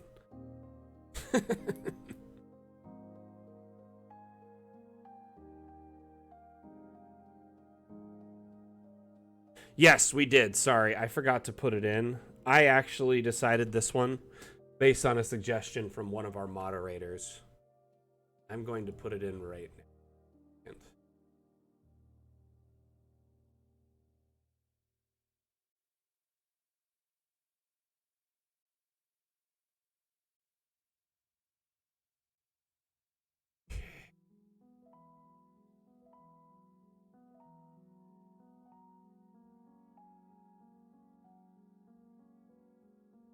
So the theme for the Dam Challenge is Dungeon Alchemist HQ. And basically what that means is, well, Dungeon Alchemist doesn't have a headquarters. We all work remotely. So what I'd like for you to do is build us a headquarters in Dungeon Alchemist. Your original floor plan, original design, just use Dungeon Alchemist HQ as the theme.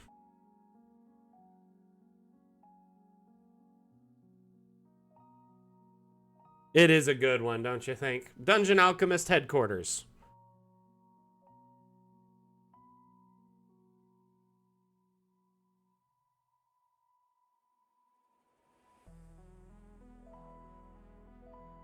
This map is creepy. Woo! Oh, creepy. Oops. Clicked the wrong one there.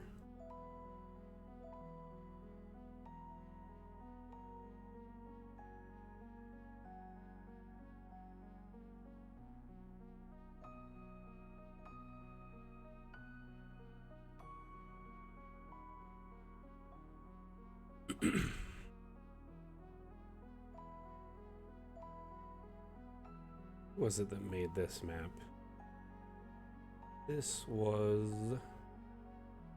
Retropet. This map was made by Retropet. And you know what? Let me grab the link for it. If anyone's interested, I can just drop it in. Because it is fantastic. Here's the link for that. So you can just open this up, and if you subscribe to the map, next time you open up Dungeon Alchemist, it will automatically be added into your Steam Workshop tab under the subscribed maps section. Mine is starting to get rather large. Ooh, I need to ask the devs to add a search to this. So you could search your, like, own submap section, because mine is 8 pages deep now. It's starting to get a little crazy. My goodness. Anyway.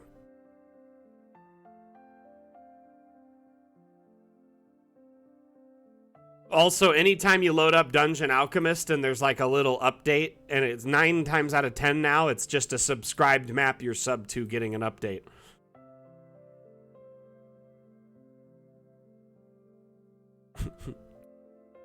This is fantastic. Love it.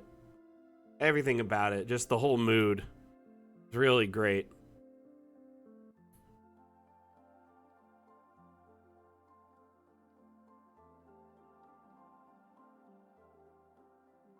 You know, you got a good teammate there. Sausage is like covering all your logistics and stuff and your socials, and you just focus on the maps. I like how you guys work together. It's a good little pair.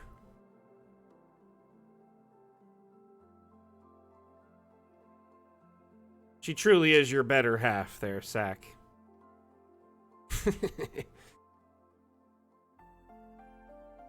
Oh, for sure. Here, let's talk about it, actually. Okay, so what...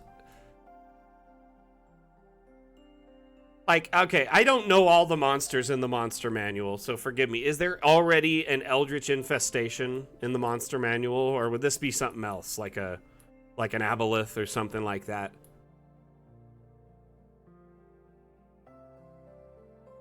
Whenever I think Eldritch, I think of patrons associated with warlocks, so I think this could be like a great old one or something like that, which is like insane power. So I don't know. What would y'all think of it? Because yeah, I see like tentacles and all this stuff here, and then the eye. Oh, lair actions, I would think something psychic related and then force damage related. So like it could create like the eye looks at you and then, or something along, no, the lair would be doing it, huh? Maybe tendrils shoot up from the ground and like, you know, lock you in place, and then if you try to move through them, they actually damage you or something because they're more thorny tendrils or something along those lines. I would say something if the eye puts its gaze on you, then you are like frightened while it looks at you. That would be a cool, I guess that would just be an action for this thing, huh?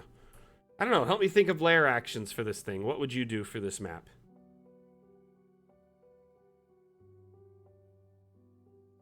I really like the tentacle one for sure, because it vibes with what you have here. As like, it becomes like difficult terrain, and you have to break free if you start your turn in it.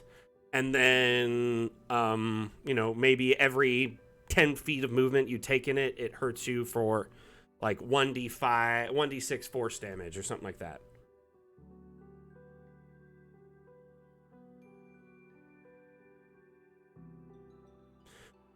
Paralysis, is that what you're going for? Or peristalsis? Moving people towards the point without a reflex? Yeah, this gas, I was definitely thinking of something with this for sure. So tendrils and gas. Ah, gotcha. Sorry, I misread that at first, and I just wanted to make sure. So it pulls you inward, kind of.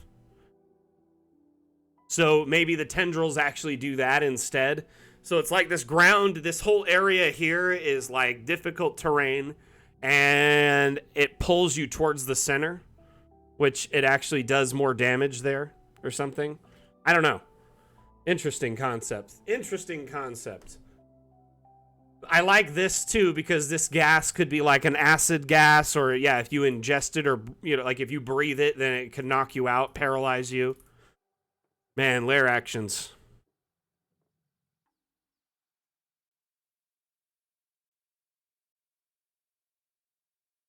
You could also have like tendrils come out of these and pull you into them, right? If you're within 15 feet of one of the vents, it can grab you and pull you in like Sarlacc style.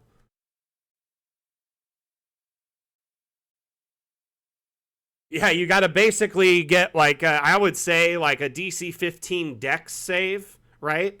And that's you essentially getting it to barf you out, or like you attacking the tendril or something, or wiggling your way out or something. I guess you could do a dex or a strength save, ideally. Doesn't that sound like a good concept there? Notice the music just stopped. You know what we need to start doing is doing stuff like that with some of the builds. That'd be cool. Maybe one time we'll do Big Bad. BBEG is one of our themes, and then people have to come up with lair actions for it. That'd be kind of fun.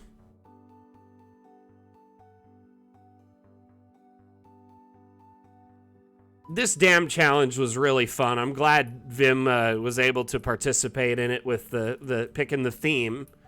And, you know, this theme, really, people just ran with it. There's some really interesting variations of living rooms.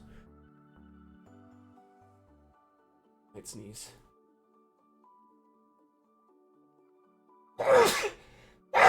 Oh, excuse me.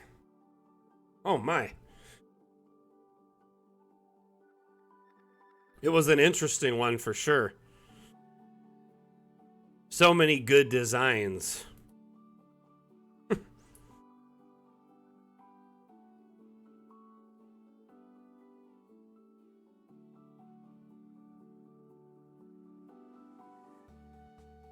So before we adjourn and wrap up the stream, does anyone have any questions, concerns, thoughts? You know, maybe you're looking at Dungeon Alchemist and you have questions about it, these maps in particular. Feel free to ask. Like I said, these streams are AMA format, and I'm actually the community manager for Dungeon Alchemist, so if you're new here, feel free to ask questions, and we love to answer your questions and direct you to the right place if you need help.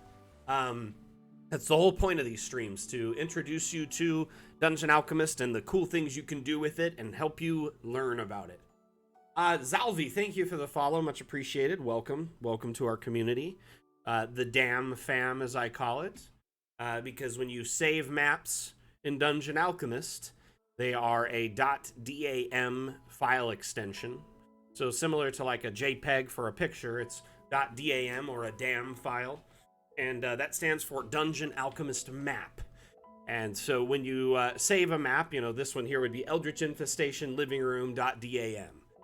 So we lean into that a little bit. This is the Dam stream, which we featured the Dam challenge. Now we have our next Dam challenge that you see at the bottom, which will be due 2 weeks from today. Let me look at the calendar here.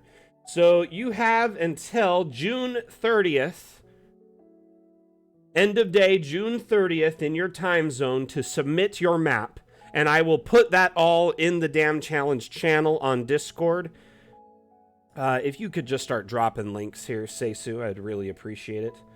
But our Discord link will be dropping momentarily. You can follow that link to join our Discord. In our Discord, we have an assortment of sub-channels. One of them is labeled Dam Challenge. That's where we host the Dam Challenge between there and here on the stream. So we host the Dam Challenge, kind of pick a theme here, and then you have 2 weeks to submit your map to the Dam Challenge channel on Discord by following the rules that are pinned at the top of the channel. Basically, you just got to show some pictures of your map, a short description, make sure it's labeled for the appropriate dam challenge, and a link to where it's at on the Steam Workshop, which the Steam Workshop is an amazing repository of maps. There's nearly 4,500 maps on there. Last we checked earlier today, it's just 6 shy. All those maps are free to use if you own a copy of Dungeon Alchemist. So, you know, if you're kind of sitting on the fence, you're looking at it and you're like, man, I don't know if I should buy it. Well, first and foremost, it's a great value. You can make maps in a snap using AI, and like I just said, you get access to almost 4,500 free maps. In addition to that, you have the ability to dive in and just build your maps by hand, like some of these beautiful maps that we shared today on the stream were done. The Dam Challenge, by the way, is a bi-weekly map making challenge where we pick a theme as a group, or, you know, sometimes, we have a guest pick a theme, like our lead dev picked the last one. This time I had a moderator pick it. We basically pick a theme, make a map of any shape or size following that theme, and then submit it. And if you win, your map is the first map featured on the Dam Challenge stream that day, which is a great honor to get your map showcased and seen by that many eyeballs for that long. In addition to that, they win a $10 Hero Forge gift card. So, you know, you get a little monetary kickback as well. As Hero Forge has integration with Dungeon Alchemist, that's a great way to get a free token or two, depending on sales or whatever they have going on. So, it's a good way to kind of flex your cartographer map-making muscles and show your skills, and at the same time, you know, learn from other people's map-making abilities and techniques. And if you win, I mean, it's a great way to get recognized for your abilities. Anyway, long story short, sorry for the whole spiel there as the community manager. I want to make sure everyone knows what we're talking about on these streams and knows what they're looking at here on the stream overall, you know? Could have just wandered in. You have no idea what I'm talking about. So it's good to kind of get a brief, you know, last time on Dragon Ball Z update. Anyway, I really appreciate you all. Everyone that participated in the Dam Challenge and submitted a map, thank you so much. You know, if you're here right now, take your hand, pat yourself on the back. Fantastic work all around. Really loved your submissions. Everyone else that's here watching, chatting, thank you for participating in the stream. Had so much fun with you here today. It was so much fun showcasing these maps, sharing all these amazing cartographers' work, and, you know, teaching you all new tips and tricks about Dungeon Alchemist. Remember, we'll be back Monday. Monday is the Map Maker Monday stream, which is a completely different type of stream.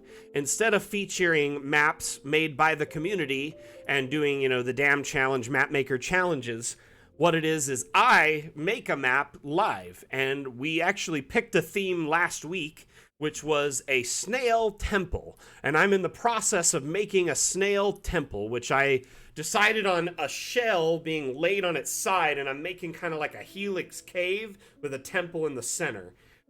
Who knows how that'll turn out. It's kind of been a struggle for me. It's an interesting challenge, and I am enjoying it so far. But if you're interested in tuning in, that's Monday at 9 a.m. Pacific time, 12 p.m. Eastern, 4 p.m. UTC, 6 p.m. CET. And basically, for about an hour to 2 hours, I work on the map and kind of teach you tips and tricks and show you how to do things within Dungeon Alchemist. That stream is 100% AMA format, meaning you can ask questions the whole time, and I'll cover, you know, and try and answer them to the best of my knowledge. You know, like I said earlier, I have about 1,500 hours in Dungeon Alchemist, so I have a good amount of experience building maps. So there's quite a bit that I know how to do, and there's not much that I can't figure out or tackle. So I love these streams for that reason. It's a great way to showcase all the cool things you can do in Dungeon Alchemist live. You know, so if you're learning how to build, wanting to learn how to build something, or how to use the terrain tools, or how to manipulate different things, tune into those streams. You'll learn a lot. Thank you so much, everyone, for being here. Again, my name is Mac. I'm the community manager for Dungeon Alchemist. This is the Dam stream, which is featured every Saturday. You see the schedule in chat. And we'll be back Monday with Map Maker Monday. Thank you for being here. Mac out.